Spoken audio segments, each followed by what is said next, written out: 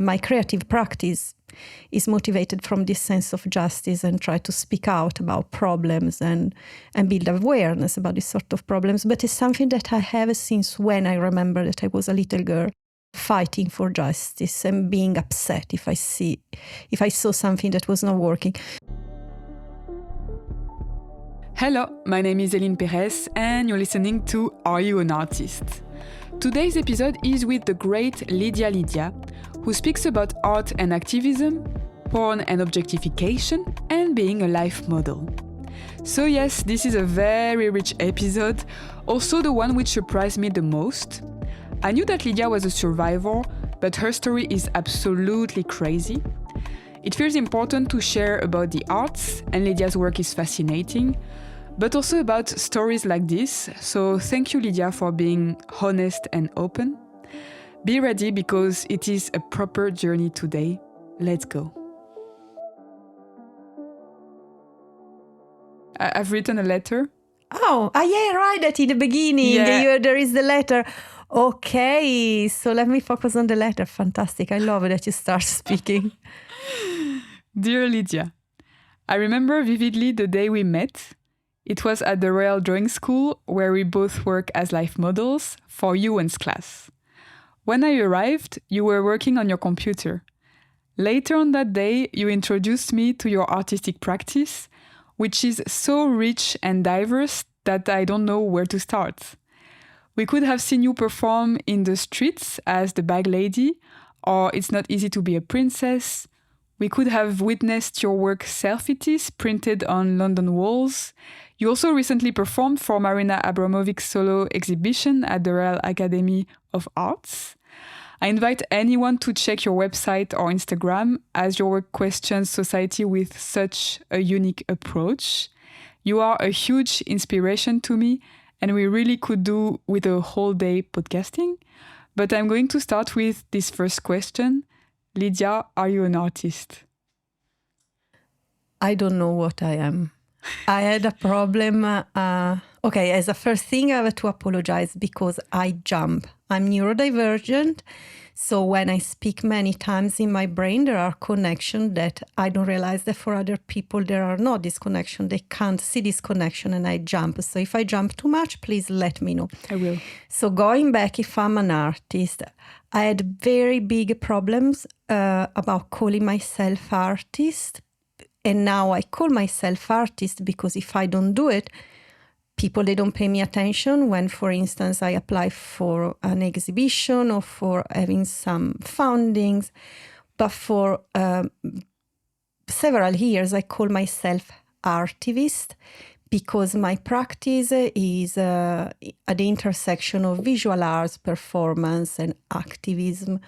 And because the part of the activism is so strong in my practice is really the things that gave me more reason for doing what I do. I was calling myself artivist, mixing the art and the activism. But then I realized that generally people, they didn't know what I was speaking about. And so I just started to call myself artist. But I'm still having problem calling myself artist because I think that is an overused term. And so many times I see people that they call themselves artists or that they consider themselves artists. And for them is more a sort of attitude and how they dress, the networking that they do, and how much cool they look. It's a London cool thing. Well, I think it is a little bit a worldwide thing because it's so sexy and fashionable being an artist. And because I don't really feel sexy, fashionable or cool, I'm feeling a little bit an idiot thinking about myself in that way. Let's say that possibly I think about myself like more of a obsessive, creative practitioner. But yeah, I call myself artist when I need to apply for funding or be taken seriously from people that I don't know, because generally I just say that I'm an obsessive idiot, very upset with different social problems, and I express them through art medium. Do you remember your first creation? Well, my first creation actually that I can remember that I was feeling literally as a mission in this way was when I was about 8 years and a half, 9 years old. After my stepmother tried to kill me, my father took me away to live with my grandmother that lived in the mountains in Italy. And the primary school was this very strange place where there were 5 classes with the children of every 5 classes. We were something like 6, 7 children of different sort of classes and age. And I had this a homework saying a story from someone in my family, and I chosen my grandfather, the father of my mother, and that died when I was 4 years old, my mother, but I was very connected with my grandfather that was a man that went through the 2 wars, the first and the second. He was born actually at the end of the First World War, and he lived as a young man the Second World War. And I've done this booklet with drawings and the story of my grandfather. That was my first creation. I remember that I was very, very proud about that work with all my drawings representing the story of my grandfather. And do you remember what you wanted to do as a child? Well, I want to be a dancer, actually.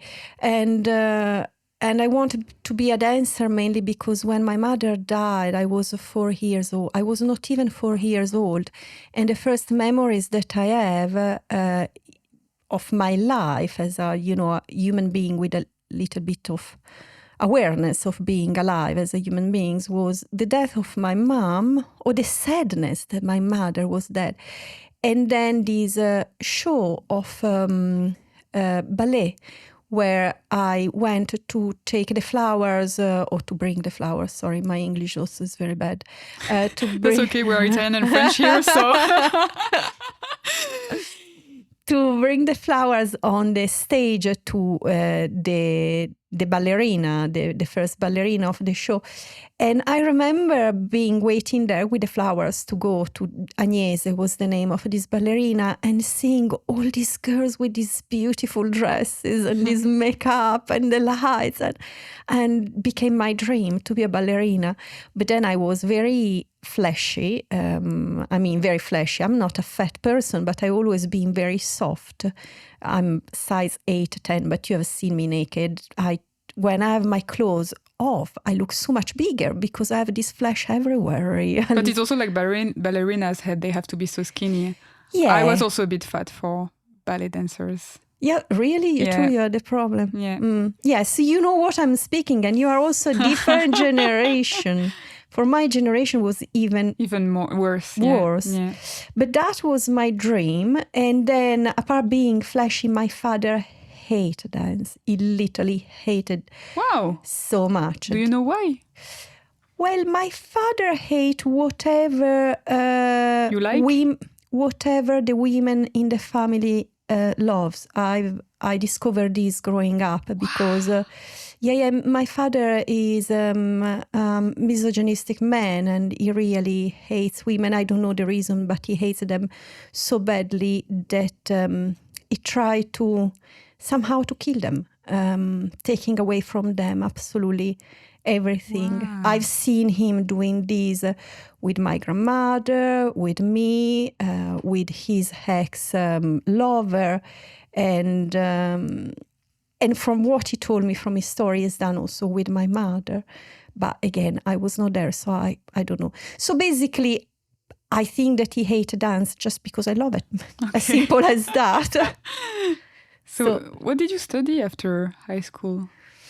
Well, I studied surviving, actually. So you were in Italy still? I was in... Well, it's a very complicated story because when I was about 14 years old, after the first year of high school, I had big problems. I was studying in a school of nuns that they were really not nice people. So this sense of justice that I have, that then is also, I believe, what motivated my creative practice, is motivated from this sense of justice, and try to speak out about problems and build awareness about this sort of problems. But it's something that I have since when I remember that I was a little girl, fighting for justice and being upset if I saw something that was not working. So my first year of high school, so I was 14 years old. Can you imagine? That is literally the age where you are so idealistic, and and these nuns, that they were acting so badly, and they were horrible. So I built a lot of conflicts with them because I was not clearly able to be silent. So at the end, I left the school with the idea to study dance, but my father kept me in a sort of half slavery situation, because he was obliging me to work during the night with him in this bakery, if I wanted to study dance, with the results that I was sleeping something like between 2-3 hours per day, working during the night with him. 14 years old. Yes. Oh. Yeah. And it's been in that way for a few years, until when I was 17 years old, I had a mental breakdown, clearly. Of course. And I just ran away. I ran away from my house. The police phoned me. Then the police that phoned me in Bologna realized that I was living in a situation of domestic violence, actually. And they offered me to be adopted from the council of Bologna. But my father came to collect me before that they were able to do something. Oh. And he took me back there. So he took me back there, and after possibly 3-4 months that I was at home, he just decided, because I had another big crash, and he had to take me to an A&E because I was not able. I was having such a bad mental breakdown that I started to shiver, and it's like a sort of epilepsy attack, but was not an epilepsy attack because I was totally aware and conscious, but I was not able to manage my limbs anymore. So he had to take me to the A&E. Mm-hmm. And there they inject me some value, and they told him that if I was going again to have a problem like that, he had to take me to a psychologist with him. And so after a week, he told me, "You're free to go." And at the point I've been free to go, but I've been away for a few months, and I was not even 18 years old. Then I had to come back because I had problems with my health. Again, for the whole stress of those years, I was feeling constantly cold. I was the only person during the summer going around with a coat. So I came back. I had to go back at home. When I felt a tiny little bit better, I left again, finally, with the idea to have my life. And I had a car crash with and I started again to dance before the car crash, but that lasted for about 1 month and a half. And I had this big car crash, and I had 2 operations to my left leg, and then about 20 to my face. And at that point, I've been obliged again to go back at home and to go back to this sort of slavery situation, obliged to work with him because I was not free to choose what I want to do as a work. And at the point I start again to study, and I went up and down between a mental breakdown and another, studying. And I've done different things. I've done a little bit of liceo artistico, we call, art school. Mm-hmm. And then I've done a little bit of language, and I was just a mess, really. And when finally I finished everything, I was enough. I mean, I was just so busy trying to survive, but because then I had again literally to leave home.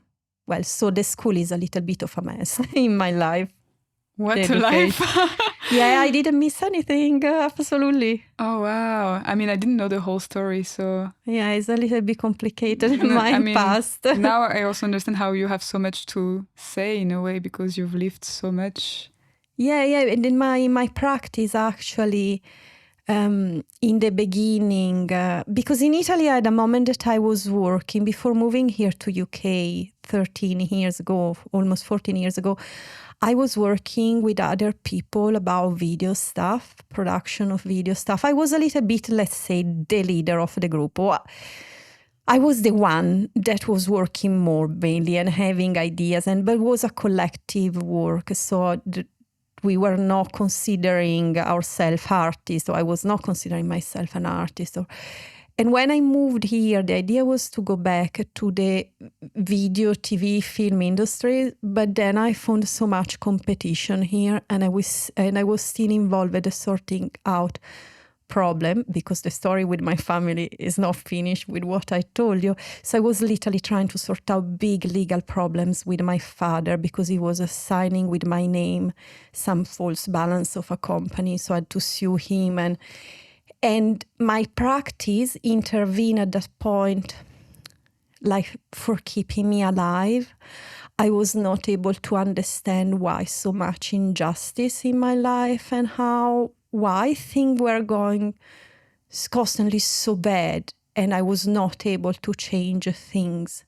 And my actual partner told me that the only reason, from his point of view, was that if I was not going through all those injustices, I was not able to speak about them. And because I was having ideas here and there, and I was telling him, I think I would like to do this, I would like to do that. All clearly ideas about creative ideas. Mm-hmm. And so I embraced his solution, foreseeing some rational explanation because of all this struggling that I had in my life. And so I start to be involved more and more and more. And now it's basically my main obsession. And why did you start life modeling? Well, life modeling was for surviving, and was literally as simple as that. Because in Italy, as I was working with different sort of works, I was working as a speaker, doing voiceover. I wanted to do dubbing, but it's very difficult to arrive to do dubbing. What's dubbing? I don't know. When you put the voice on foreign language for movies. Dubbing, yeah. But I was doing some work as a speaker for voiceover, for sometimes advertising. My majority was porno movie. Uh-huh. So I was saying the story in the background. How was that? Well, that was very interesting. Above all, thinking that so much of my work is based on feminist contents and, gender exploitation or gender issues, gender violence. So thinking about who I am now and what are my interests, and it's very interesting to think about that period of my life. But was actually, by the way, interesting work that I think taught me a lot about understanding the world that we live in. Mm-hmm. And we're going back what we were talking before about literally the objectification of human bodies, and the objectification mainly of female body. I know is nowadays all this thing, gender identity is very difficult, but I've seen with my eyes that there is an extraordinary difference in objectifying a body of a male and a body of a female, because the body of a female is so much more acceptable in a social way that is objectified, and is also there is more demand for that. There is economic more demand. There is more money involved in it. So it was very. I think that while I was doing it, I was not thinking about all this, but because I'm so obsessed with analyzing human beings, mainly because I'm trying to understand exactly what's going on in us. I'm not really sure. Me neither. But so in that period, I didn't realize, or I was not rationally thinking about all this, but are things that is inevitable when you're doing such a weird work, because I was not just only doing the voiceover for the porno movies, but I was writing also the text that then I was going to read. Wow. So you had to create the stories. Sometimes I was translating a little bit. Sometimes I was creating the stories, because the majority of these movies that are not author movie, because also in the porno industry in that period, I don't know now in this period, but in that period in the porno industry, there were different category of movies. So there was like the higher standard that was the author movies, where there was a proper director that was also famous inside that sort of niche. Mm-hmm. I also discovered that in Cannes, during the Festival of Cannes, there was a parallel of porno with like movies. The porn stars and yeah. So I mean, it's literally a specific niche, but a real thing going on. A whole word, I guess. Yes, absolutely. So there was the category, the high category, that was that clearly they didn't need me to write nonsense for those, because generally are movies with the stories and, you know, and the famous actor, porno actress. But then instead they have a lot of movies, or at least in that period, they had a lot of movies that they were coming from other countries. So I'm from Italy. So a lot of these movies, they were coming from Germany or from some, I can't even remember exactly, but I can tell you there was something like that could be possible. Asian, some sort of Asian, but I don't know the language, so I don't want to put the stereotypes too much and say, is this country or that country? But for sure, German, I can tell you quite a lot. And there were some Asian stuff. And clearly, I couldn't speak this language, so I didn't know. No, clearly, some people, they can. I don't speak other language apart so Italian and English. So clearly I couldn't understand what they were saying, and I was inventing story, trying to follow a little bit the narrative when there was a kind of a narrative. Also, if the narrative, I mean, it's just, dun, take off your... What's gonna happen? Surprise. Oh, wow. I didn't know you did that. What? I didn't know that you did that. Well, the majority of people, they don't know anything actually about my life. If people, they don't ask me specifically about things. But also you have the craziest life ever. You have the craziest life ever. Well, yes, if you consider also that after that my mother died when I was 4 years old, I've been looked after and raised by nuns, because the sister of my mom is a nun, was a nun. I don't know if she's still alive. I don't speak with her anymore. So the people that I consider my real family, or that I considered for a while my real family, as I say, I interrupted my relationship with them about 10 years ago. I was already here in UK. Is actually an institute of nuns that they knew what I was doing. So that was, again, another layer in this absolutely...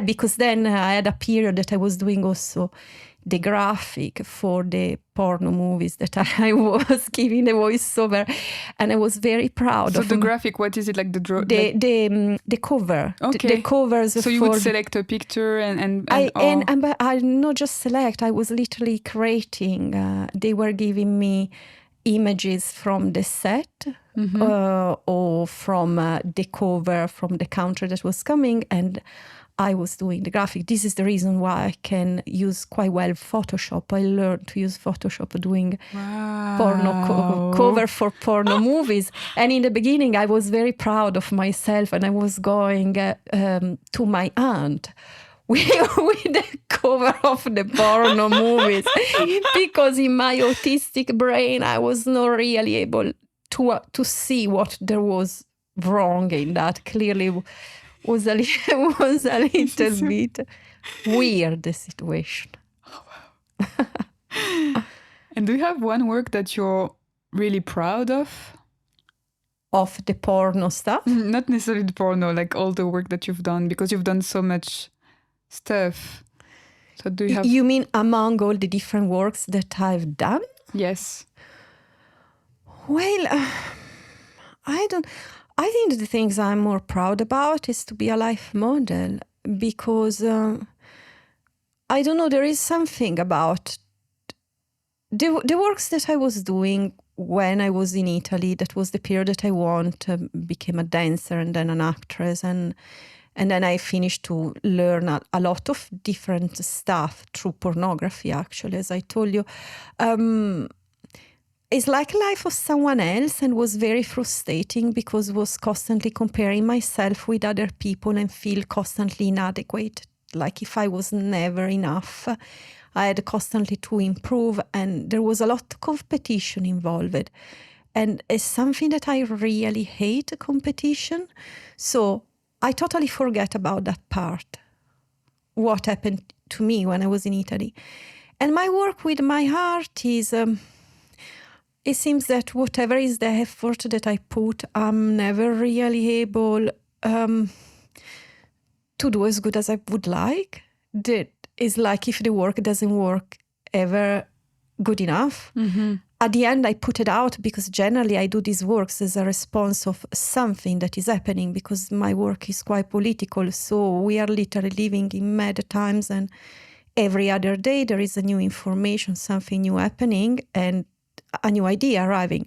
So I have the urgency at some point to put it out, and I have to stop myself.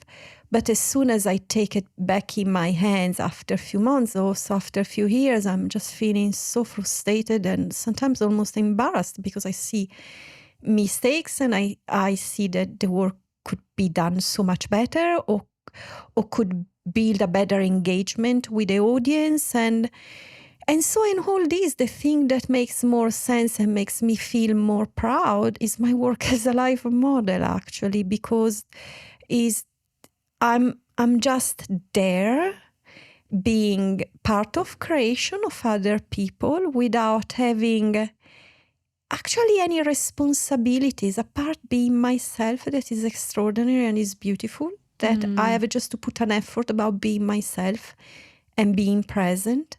But at the meantime, I'm involved in a creative environment, and it's so beautiful to see people that enjoy themselves because I'm there, and not because I'm interesting or because I've done a good job, but just because I'm there with my energy. Like today, before meeting you, I've done this class with this group of people.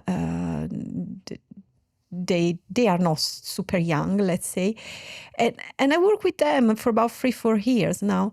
And this lady came to me at the end. It's the first time that I speak with her. I don't even know if I noticed her before. She came to me and she told me, "Thank you so much. Your modeling is so beautiful. Your energy is so great." And it was such a beautiful compliment. Just such a beautiful compliment. Was not your face, your teeth, your bum, and your mad position. Was your energy is so great, and made me feel so proud of myself that someone clearly was happy that I was there. Yeah, and you as a human, not as an object. Yeah, and just me about being there without putting an effort in trying to show off. Because also when I do my creative practice stuff, and at the end, sometimes I think how much this is because it's really necessary, or how much is because it's necessary. I mean, like in the world, this work is necessary for an evolution, for giving a direction in the world, or how much this is just necessary to my ego, for being validated, for being somehow recognized that I'm somehow better than someone else because I have these ideas and I can do that. And so instead being there and having this compliment was just literally someone that was thanking me for my presence, because I was there with my energy, with all myself wanting to be there and being happy to be there, with them drawing me. So yeah, I think that the thing that I'm more proud about all my work. Also, if it's not really my work, it is and is not. Yeah, like you say, you're part of the creative process. Yeah, I mean, I'm like a sort of a living tool, maybe, I don't know. So it's not really my work, but it's for sure is me. More than every other work that I do, that is really only me and my essence, because all my creative practice at the end is me, sure, is me mainly shouting that I'm upset, shouting to people, wake up, can you see that? Why don't you do something? But it's not just me, it's me filtering and processing information that I had from the outside world. That is actually the way that I started. As we were discussing before, my life has been quite mad, and the creative practice arrived helping me to process the information, the pain, the sufferance, and giving a reason for my existence. Instead, modeling is just literally me, pure me. Yeah. And how do you manage to do everything on your own? Because then you're so involved in all of this. That is very painful. That is really very painful. Sometimes driving me absolutely mental. And this is one of the reasons why I struggle to call myself artist, because I grew up in an environment where for me was more working in a team. Doesn't make sense to be the best doing everything. And it makes sense actually finding people that they believe as you in something, and everyone is good in doing whatever they do, because it's very stressful, I find, to do everything and try to have a certain quality with whatever you're doing, because then I'm obsessed about trying to have a good quality. So I find it very difficult, and I must say sometimes I literally cry for the stress and for the frustration, and I would like to arrive to a stage one day to be able to collaborate with people and to have maybe more of a sort of a studio, maybe, or I don't know, a sort of collective. But my experience in the past about collaborations have been very painful, and I'm very scared. Also, when I try to pay people, pay even more than what they ask me, they let me down. Wow. So it was very painful. I'm very careful. And when didn't happen that I've been let down, I found people that they just took over and stole what was mine, my idea. That for me is the most important thing in a work is the idea. So if me and I, or whatever, if I collaborate with someone and just recognize me when the idea is mine, that the idea is mine, then whoever does whatever, but don't take the merit of the idea, because actually the thing that I enjoy more in my creative practice is having the idea. And how do you feel when you have the idea? Well, it's not too much overwhelming.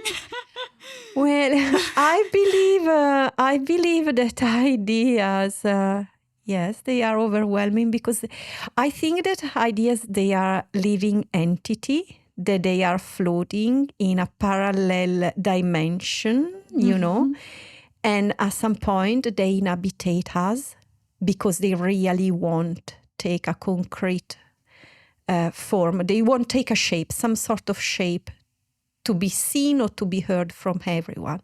And you are just a vessel for them.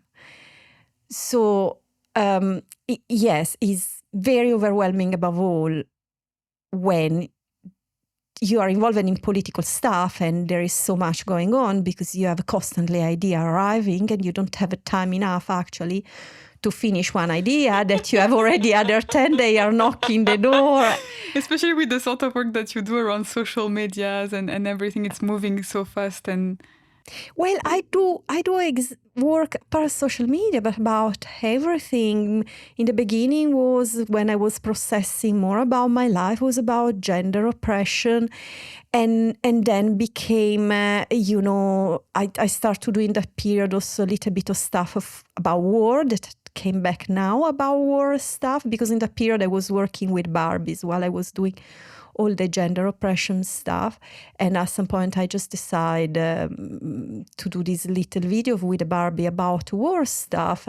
And then there I got to open another door, because in the same period, the Trump administration arrived, and it became something that I want to understand, that I was not able to understand. And while I was doing that, I got involved with all the social media stuff. And then getting involved with all the social media stuff, I got now involved with the mental health stuff, and also about with the meaning of doing what we are doing through letting the society to objectify ourselves, and from objectifying ourselves by ourselves. And so it's not just the social media, it's just that everything is so complicated at the moment, and everything is so interconnected. So it's absolutely overwhelming to have ideas. But it's the best thing of my creative practice is to have ideas, because I love when the ideas arrive and start to write about them. And then start to become a little bit heavy when I start to buy stuff to realize them, or to put together stuff, because I have so many projects everywhere that they are still waiting, and I don't have space anymore at home, honestly. So that is really, but having the idea by themselves, because they don't take a space apart in my mind and in a little book or in some file on the computer, having the ideas is great. And it's great also approaching the research. I say approaching the research because I'm very obsessive. I believe that it's because I'm in the spectrum. I can't really stop my brain. So in the beginning, it's just very interesting and fascinating learning stuff. But then there is a point that consumes me, because it's like if the idea take over, and I'm not able to control myself anymore, or I'm not able to control the time and the attention that I give to this research and to the idea. So I arrive to the point that is the last thing that I think about when I fall asleep, and the first thing that I think about when I wake up, and during the whole day the same, until finally the idea is gone. It generally takes months and months. So yes, it's overwhelming. And is it always ideas about artworks, or do you also have other compulsive ideas? Well, mainly it's creative, but I don't know, because for instance, see, like the activism thing, for instance, can we say that the activism is not really art, but it is art? I mean, everything is art. From my point of view, everything in life can be art. But whatever, sorry, I'm jumping, and now I'm going inside my brain thinking about what is the meaning of art. And instead... You can go there, and that's... but what I was doing, I was going down by myself, and I was starting to speak like if I was thinking loudly. So art, as you mean, I think that is more the creative practice, generally is about creative practice. But more and more, this creative practice is going more in a sort of a community social engagement. So more and more are all creative ideas, but more and more are things that I feel that I really need to have them down in real life event with other people. That is becoming even more less arty, because generally the artist is really who is by himself or herself doing their thing by themselves. And then, yes, you can have eventually dance artists that, or actors and the theater artists that they work together. But instead, the point where I'm going is literally more about thinking about event to do with the interaction of other people and other entities. But I think that they are still creative practice. There is still something that can be thought as a art expression. Yes. Yeah. But I can't really give you example. Even though I must say that last week, for a mistake, I went to see the exhibition of Yoko Ono at the Tate Modern, and I didn't So it was know. mistake. What? Yeah, mistake. A friend of mine went to the wrong Tate. So, yeah, was a serendipity. It was such a beautiful mistake. At the end, I told her, "Thank you so much for going in the wrong Tate." And I discovered, by the way, that Yoko Ono, in the beginning of her practice, she has done a lot of events. I didn't think ever about events as a creative practice. But clearly, if you go to see her exhibition, and it's worth it, take a lot of time, go there quietly, possibly by yourself, because, I mean, it's very difficult to see an exhibition like that with someone else. Only because there is so much to read, to listen, that if the other person is not obsessive as I am, my friend, for instance, was so much quicker than me, and better if you go by yourself. Mm-mm. But was very interesting to see like something that I didn't think before, like art practice actually has been seen by someone like Yoko Ono as an art practice already in the 60s. Mm. So, yeah, she was doing event. It's a very interesting thing. Mm. And do you have favorite artists? Well, no. And I'm very ignorant. I'm just so ignorant. I know such a little about art. But also because there is so much. Mm. There is really so much, and well, so no, I don't have a favorite artist, but I have artists that they inspire me a lot. Mm-hmm. Like the one that I can think at the moment, possibly more of everyone else, is Carolee Schneeman, mm-hmm. because.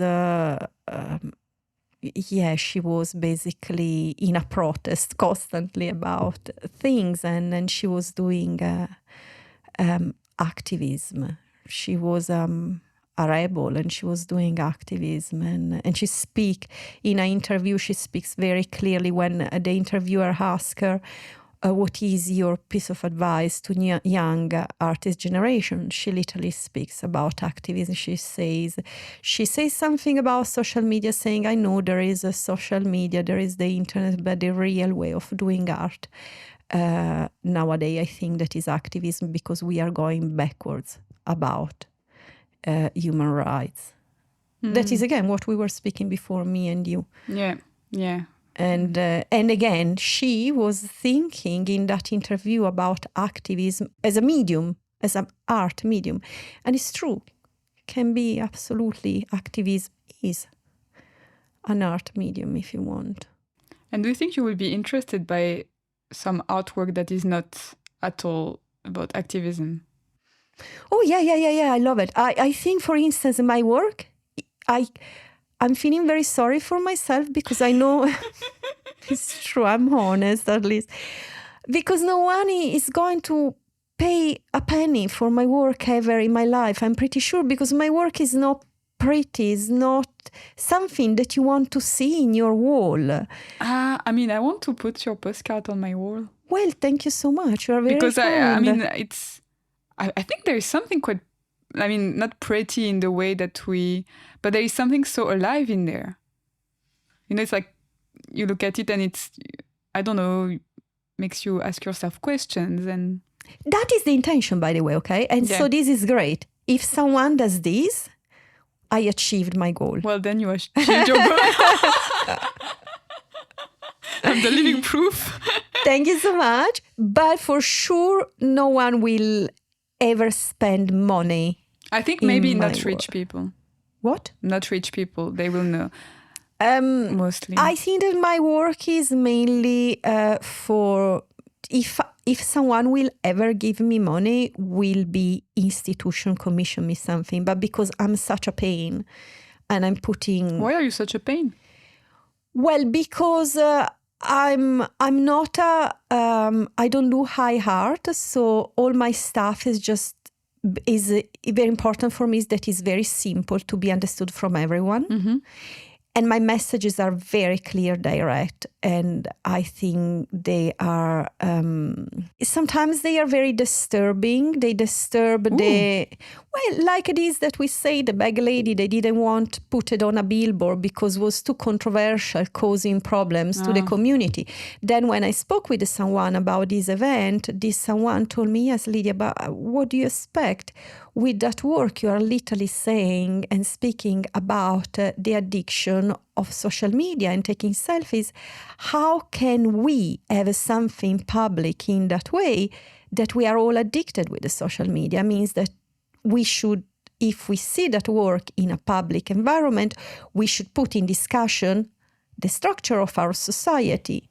Which is why your work is great.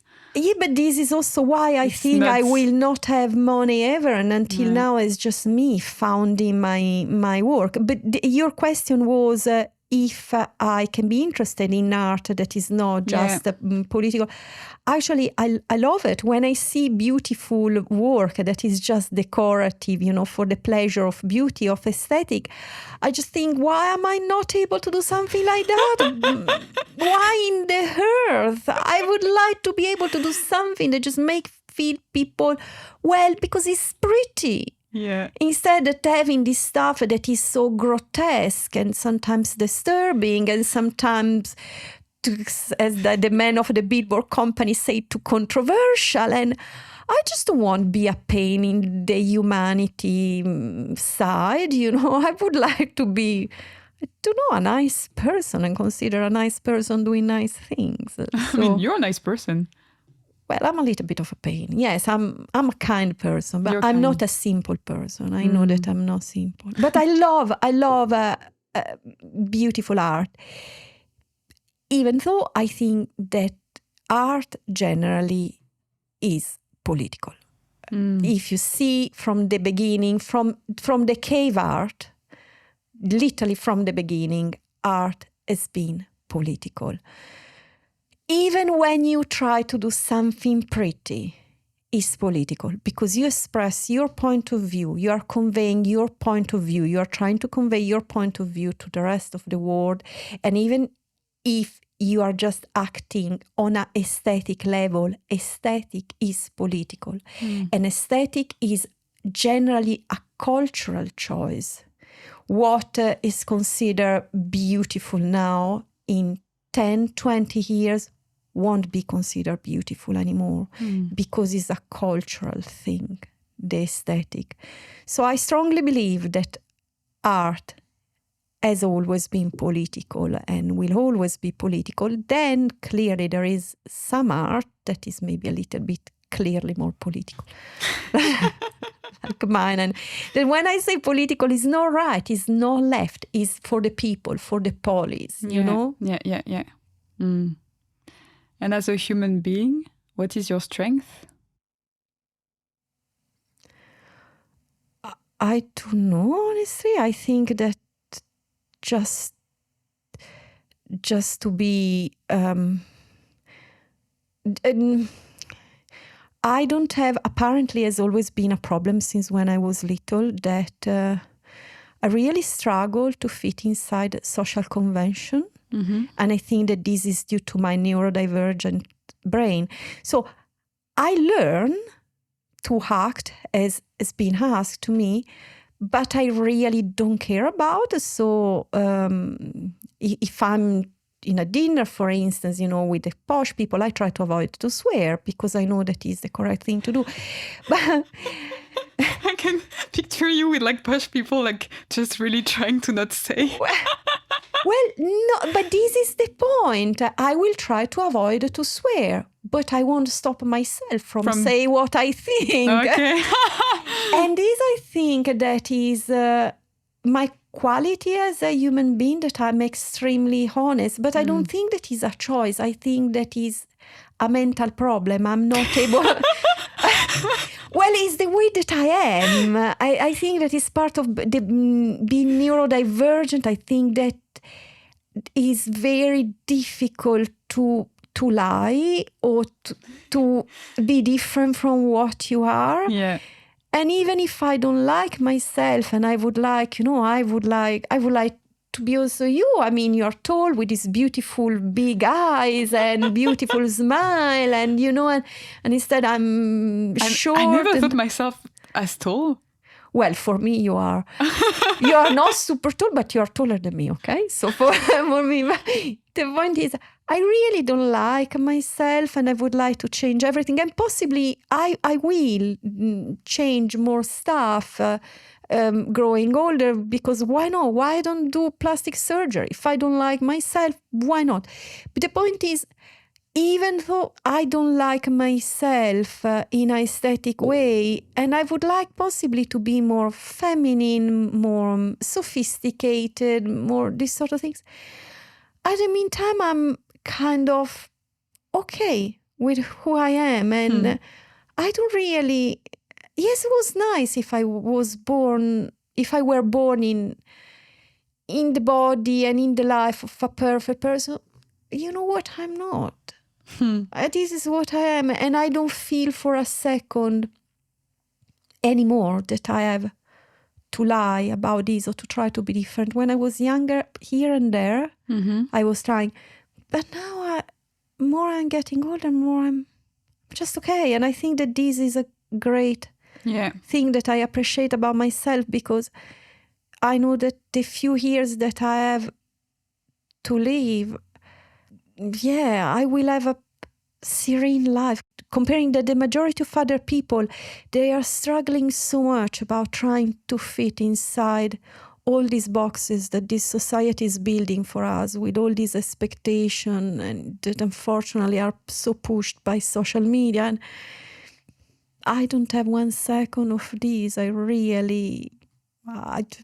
just don't have it. Actually, when I'm on social media, I'm just feeling so depressed, and sometimes I also cry for the sense of feeling inadequate. And that is the point that I realize, this is wrong. Throw away that thing, because it's wrong. Yeah. So this, I imagine, is the thing that possibly I appreciate more about myself, that I'm sincere, and I'm sincere mainly with myself about everything, and consequently with the rest of the world that is not very happy about that. I'm happy about that. Thank you. And is there anything that scares you? That scares me? Well, to become old without having been able to achieve any stability. I can't say without achieving anything, because just considering the past that I had, I'm alive. Yeah, you achieved so much. I'm a survivor. I'm not drug addicted. I'm not alcohol addicted. I mean, a lot of people that have been so abused when they were children, I know that, poor them, they have a life of misery, just carry on hurting themselves. And so I'm a survivor. I achieved a lot.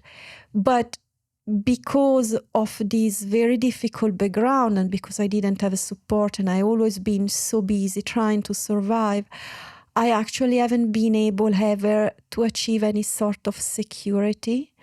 And yes, maybe I still have a few years, but I don't even know anymore how many years I have, apart my age, but also because of the social moment that we are living. I think that there are so many changes happening that my concept of stability and achieving some security and stability, I think that will be less and less achievable and tolerated from the society that we are seeing shaping in front of our eyes.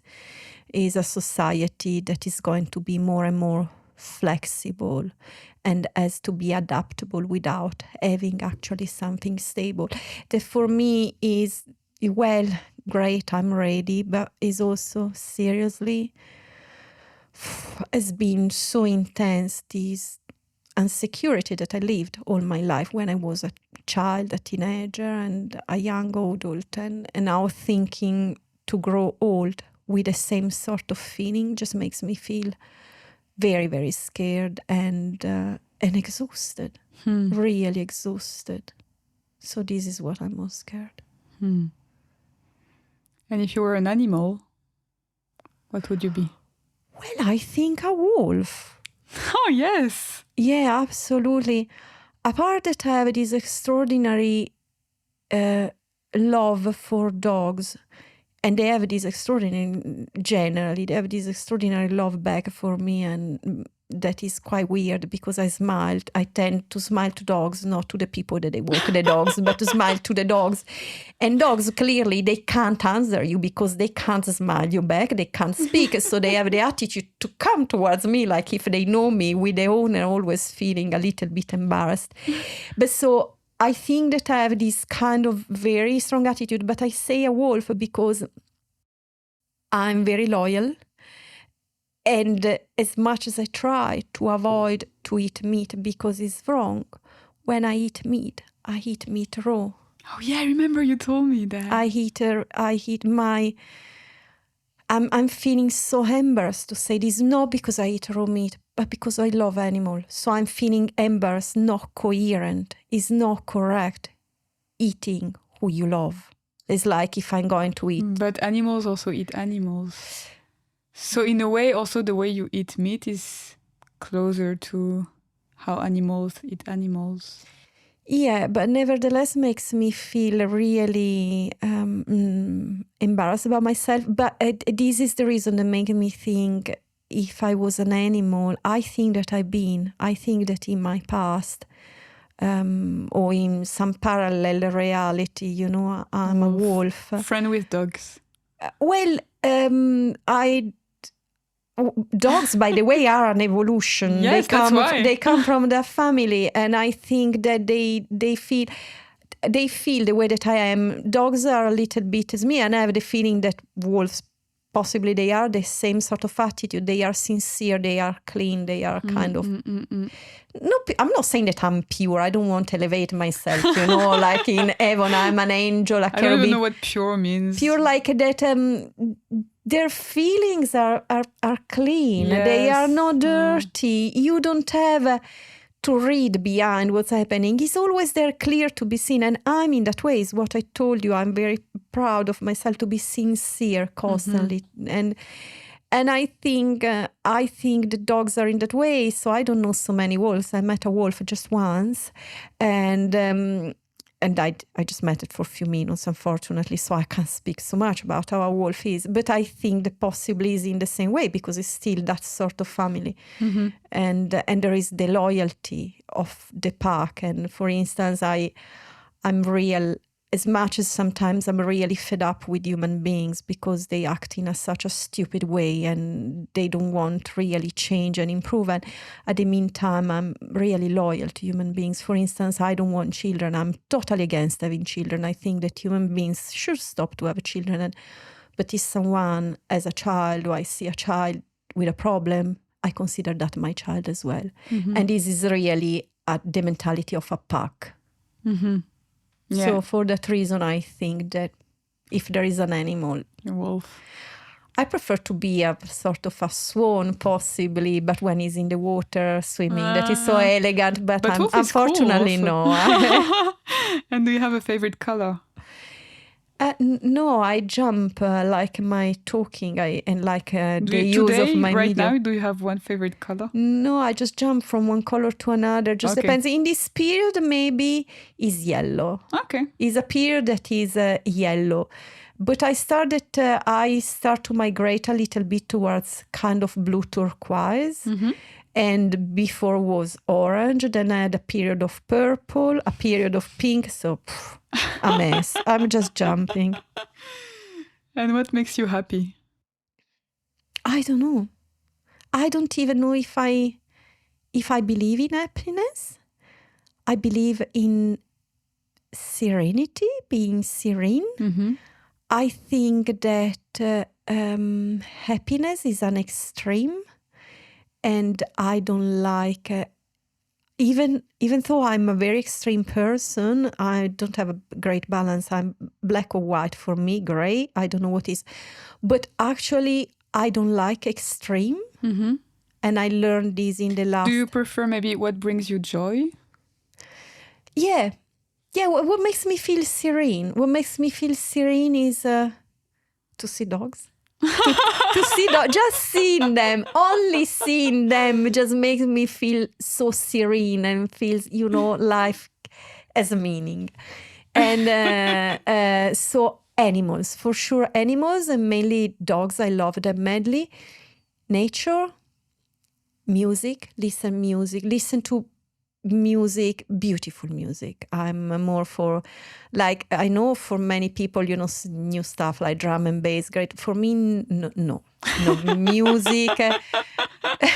Sorry, I'm very old style. I'm a dinosaur, but music with harmony, with the lovely sounds, and yeah, I love music a lot.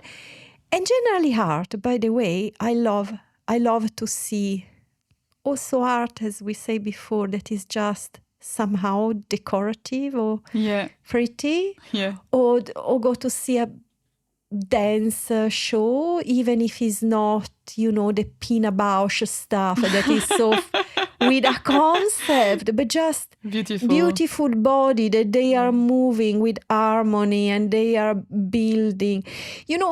I heard this beautiful definition a few days ago by a monk, Father Dominic, that he said that art is a cosmic revelation. And I thought that is such a beautiful definition. And so whatever is art, by the way, makes me generally feel well when it's gentle, and when it's political, no, upset me. So what makes me feel serene, animals, nature, and art when it's expressing the sense of beauty somehow, that is not too harsh, too provocatory, because that I can appreciate it, but generally doesn't cause me sense of serenity, actually make me very upset. And to finish with, do you have a quote you want to read? Well, I have actually a lot of quotes that I want to read, but one thing that I would like to share, absolutely, but I want to give a reason about. You mentioned in the beginning that I've been so blessed that I've been selected as one of the performers for the Marina Abramovic exhibition at the Royal Academy. And I've been blessed mainly because not the work by itself. It was great working at the Royal Academy. I don't speak on the work by itself, but was the preparatory training, was this workshop that was absolutely an extraordinary experience, because we spent 6 days in the countryside, in the fields, and for 5 days we have been without food, without speaking, and without technology. And at the last day, I had... So without food? Yes, we didn't eat, we didn't speak. For 5 days? 5 days, yes. We didn't eat, we didn't speak. We were sharing tents. Okay. We were 5 in each tent, but we couldn't speak. Not even with the signs. And was in the contract that the Royal Academy gave us, was part of... And on the 5th day, I had this extraordinary, beautiful feeling serene. I imagine that is what people generally think is happiness. Because again, I don't know, honestly. I'm confused about happiness.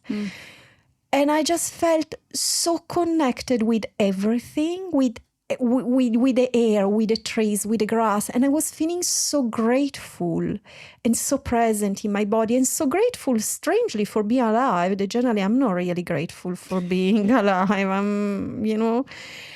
And I just realized, well, actually, it's possible to change all the misery that we are living. So many times I get trapped in this thought that we need to change something, but how can we change this system?